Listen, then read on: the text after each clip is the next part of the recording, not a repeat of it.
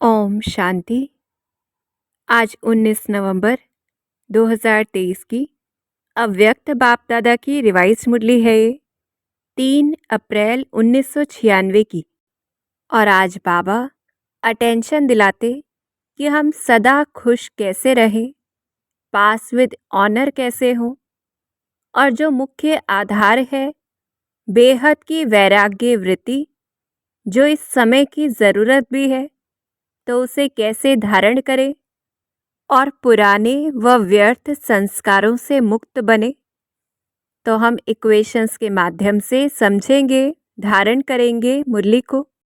तो सबसे पहले बाप दादा हमें खुशी और नशे की पॉइंट्स देते। बेहद का बाप हम बच्चों को किस रूप से देखते हैं? बेहद के सदा सहयोगी साथी के स्वरूप से, सदा बाप के दिल तख्त नशीन बच्चे के स्वरूप से, और चाहे लास्ट नंबर भी है तो भी विशेष आत्मा है, कोटों में कोई में भी कोई की लिस्ट में है। तो ऐसे रोज नशे और खुशी की पॉइंट्स को स्मृति में रखते सदा काल की खुशी रहे। बाबा पूछते हैं, आपकी खुशी सदा काल है या कभी नीचे ऊपर होती है? तो खुद से पूछना है, क्योंकि ब्राह्मण जीवन का श्वास खुशी है। अविनाशी रहे, 100% रहे, सदा रहे। और वो कब होगा? जब ये पाठ पक्का रहे कि शरीर चला जाए लेकिन खुशी नहीं जाए। जब ऐसे सदा काल खुशी रहे, संपूर्ण खुशी रहे, तो कहेंगे पास विद ऑनर। 1 सेकंड में बाप के साथ जाएंगे, रुकेंगे नहीं अंत में। और अगर हमारी खुशी परसेंटेज में है, कभी ज़्यादा कभी कम, अर्थात जो ब्राह्मण जीवन का श्वास है वो नीचे ऊपर है, तो धर्मराजपुरी में पास करके फिर हम वापस घर जाएंगे। और जिस समय खुशी नहीं है, अर्थात ब्राह्मण जीवन भी नहीं है, क्योंकि खुशी जाती क्यों है? जब देह भान है, ज्ञान नहीं है, प्राप्ति नहीं है, खजाने नहीं है, और कहीं ना कहीं लीकेज है। इसलिए पाप कर्म होंगे उस समय जब खुशी नहीं है। तो अब मुख्य कारण क्या है कि खुशी सदा क्यों नहीं रहती? स्वस्थिति में बेहद का और सदा काल का वैराग्य नहीं है। तो हद का वैराग्य कैसा होता है? जब समय प्रमाण या परिस्थिति प्रमाण होता कि दुनिया में कोई हलचल होती तो वैराग्य आ जाता।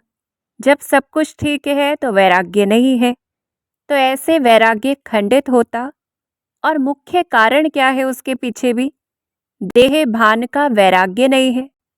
देह के पुराने संस्कार से वैराग्य नहीं है कि हम चाहते नहीं हैं, समझते भी हैं कि होना नहीं चाहिए या हमें ऐसा करना नहीं चाहिए, लेकिन फिर भी हो जाता है।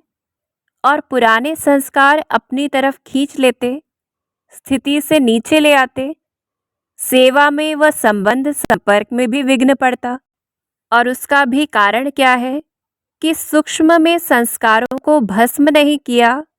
अंश है तो वंश बन जाता है, परवश हो जाते, नॉलेज पुल बन जाते, अर्थात नॉलेज को खींचते हैं, मेहनत करते हैं ज्ञान की पॉइंट का चिंतन करने का। सेकंड में फिर अशरीरी भी नहीं हो पाते, योग के बजाय युद्ध चलता रहता। और जब ऐसे संस्कार बहुत काल तक रहते हैं तो चंद्रवंशी में आएंगे हम। तो चेकिंग करनी है। सबसे पहले चेकिंग कि क्या हमें सदा खुशी रहती है या खुशी ऊपर नीचे होती है। फिर दूसरी चेकिंग, क्या हमें हद का वैराग्य है या बेहद का वैराग्य है।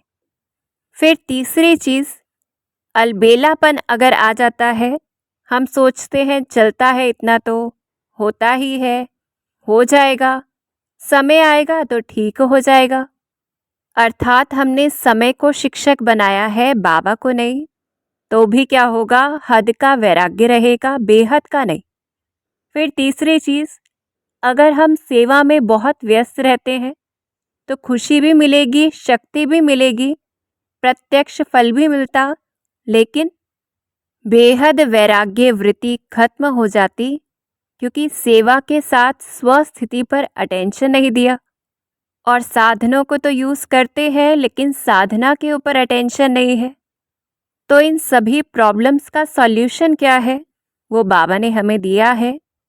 पहले तो याद रहे, हम निमित्त आत्माओं में जितना बेहद और सदा काल की वैराग्य वृत्ति होगी, तो सेकंड में अशरीरी भी हो जाएंगे।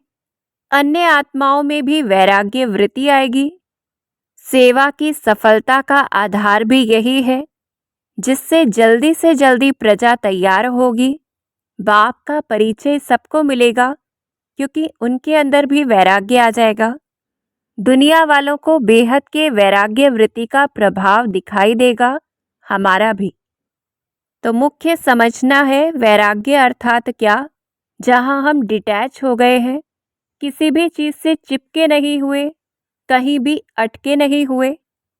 तो सॉल्यूशन क्या है, जहाँ किसी भी तरफ आकर्षण है, वहाँ वैराग्य नहीं हो सकता। तो प्रमुख तो देह भान के भिन्न भिन्न रूपों को जानना है, तो ही हम नॉलेजफुल कहलाएंगे। और फिर कोई भी संस्कार, संबंध या पदार्थ वार नहीं कर सकता। तो हम चिंतन करें देह भान के कौन कौन से भिन्न भिन्न रूप हैं जो हमें अपनी ओर खींचते हैं। जैसे कहें कि किसी भी चीज़ में, किसी भी वस्तु में, मनुष्य में मेरापन है, तो हमारा हर संकल्प और कर्म भी कैसे होगा, हद में होगा, और हमें वो चीज़ खींचती रहेगी अपनी ओर। ऐसे ही चेकिंग करनी है।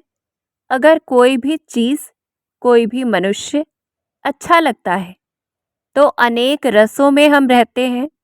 मान अच्छा लगता है, शान, या कोई अच्छी चीज़ पहनने की, घूमने की, खाने पीने की, या कोई जगह बहुत अच्छी लगती है, सुविधाएं पसंद है।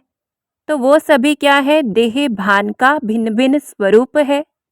और कोई भी चीज़ जो अच्छी लगती है, तो अपनी कर्म इंद्रियों पर धीरे धीरे कंट्रोल खत्म हो जाता। तो नॉलेजफुल भी बनना है, और साथ में देही अभिमानी नेचुरल हम हो जाएं, ये प्रैक्टिस करनी है। जो मुख्य सॉल्यूशन है वैराग्य वृत्ति को अपने अंदर धारण करने का। फिर तीसरी चीज़, सूक्ष्म में संस्कारों को भस्म करना है कि अंश भी ना रह जाए, तो उसके लिए योग के ऊपर अंडरलाइन करना है। और चौथा सॉल्यूशन कि अगर अलबेलापन आता है, तो इमर्ज करना है बुद्धि में बेहद के वैराग्य वृत्ति को। स्मृति रहे कि कल्प पहले भी हम ही बने थे, हुआ ही पड़ा है, हम नहीं होंगे तो और कौन होगा। हम मास्टर रचयिता है, समय रचना है। जैसे आदि में आदि रत्नों ने किया, जैसे शुरू में यज्ञ में सब कुछ था, सब सुख सुविधाएं थी, पर बेहद की वैराग्य वृत्ति थी। इस कारण स्थापना आगे बढ़ी यज्ञ की। तो हमारी वैराग्य वृत्ति से नई दुनिया की स्थापना आगे बढ़ेगी। सोचना और प्रैक्टिकल में उसमें अंतर ना रहे, ये अटेंशन देना है। फिर पांचवा सॉल्यूशन क्या है, कमल पुष्प समान न्यारे और बाप के प्यारे, अर्थात साधनों को यूज़ करते वैराग्य रहे। साधना प्रत्यक्ष हो, साधन नहीं। तो कोई भी हमें देखे तो उनको ये संकल्प न रहे कि इनके पास साधन बहुत है, बल्कि हमारी साधना प्रत्यक्ष हो। साधनों को यूज़ करते हुए उन्हों के प्रभाव से न्यारे, जिसे ये कहें कि सिर्फ ज़रूरत के लिए यूज़ करना चीज़ों को, पर अप्रभावित रहना। ना दुख हो ना सुख हो उन साधनों से, ना किसी से दोस्ती या ना घृणा। जैसे मोहजीत राजा की कहानी भी है कि कुछ भी होता है, हम पर कोई प्रभाव ना आए, क्योंकि साधन व सत्कार तो मिलेगा, ये कर्म का, योग का फल है। पर साधन और साधना का बैलेंस रखना है, तो ही प्रकृति हमारी दासी बनेगी। तो क्या अभ्यास करना है, सेकंड में अशरीरी होने का। जब चाहे, जहाँ चाहे, जैसा चाहिए वहाँ स्थिति को सेकंड में सेट कर सके। विल पावर से अर्थात इच्छा शक्ति से सेकंड में स्टॉप तो स्टॉप हो जाए। कोई भी चीज़ हमें अपनी ओर खींचे नहीं, सेवा भी नहीं। तो चेकिंग करनी है कि योग में कोई भी बातें हमें याद आती हैं तो क्यों याद आ रही हैं, कौन सी चीज़ हमें खींच रही है, और किसी भी समय हम फुल स्टॉप कितनी जल्दी लगा पाते हैं। अगर नहीं लगा पा रहे अर्थात कोई ना कोई चीज़ खींचती है, मनुष्य खींचता है, तो वैराग्य वृत्ति नहीं है। फिर और सॉल्यूशन क्या है कि भोलानाथ वरदाता को एक शब्द सबसे प्रिय है, अर्थात एक व्रता वृत्ति में रहे कि मेरा तो एक दूसरा न कोई। तो झोली वरदानों से भरपूर रहेगी। वरदाता बाप के पास अखुट वरदान है, जो जितना लेना चाहे खुला भंडार है, सर्व सिद्धियां प्राप्त हो जाएंगी।